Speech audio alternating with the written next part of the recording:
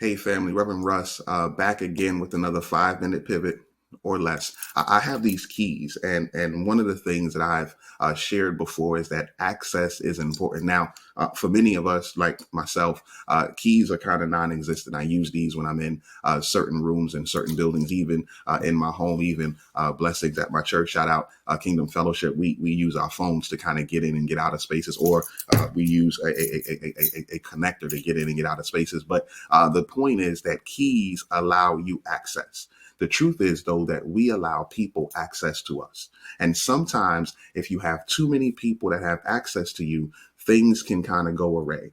Things can kind of go in the wrong space. Imagine if you at your house allowed your whole neighborhood to have a key to your home. I'm not saying that your neighbors shouldn't. I'm not saying that some people who you trust should have access. But if you gave everyone access, that means everyone would be able to come in at any time of day, during any time of night, whenever they wanted to. That would be a little chaotic. The same is true, though, for our life. How many people have access to you? How many people are you online with, that you're connected with, that you allow to have access to you, that you allow to have access, but not just access, because those who have access to you also have influence through you. And so you allow them to have access to you, but then they also influence who you are. They influence your thought. They influence your actions. They influence your decisions. My question, my challenge for you on today, wherever you are, whatever you're going through, is for you to examine the people, examine the spaces, examine the shows, examine the music that you allow access to you.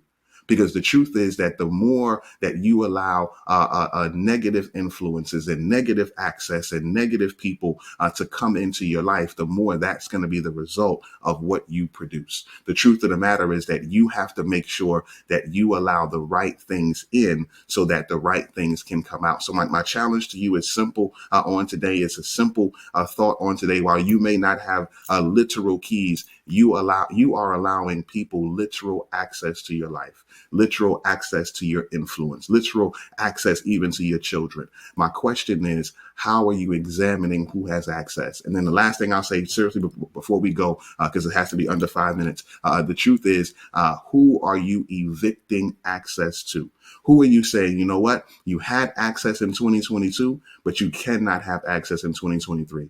Even though we were cool in 2022, we have to limit our relationship in 2023, not because of who they are, and maybe it is, but because of who you know God has called you to be, because of what you know God has called you to do, because of how you know God has called you to produce in this year. I truthfully believe that God is calling us to a higher level. I truthfully believe that the Lord is pushing us to a deeper depth, not just in Him, but also in the things that we produce for Him, because we're His signs. We are the symbols and the signs that people can see. But if we don't have, or we aren't producing the correct thing, then we aren't allowing people to see the correct access and the correct product that God wants us to be able to be an example of. So hopefully this was helpful. Hopefully you are subscribed to Ministry Pivot, whether online or in some other platform. And hopefully you know that this is your season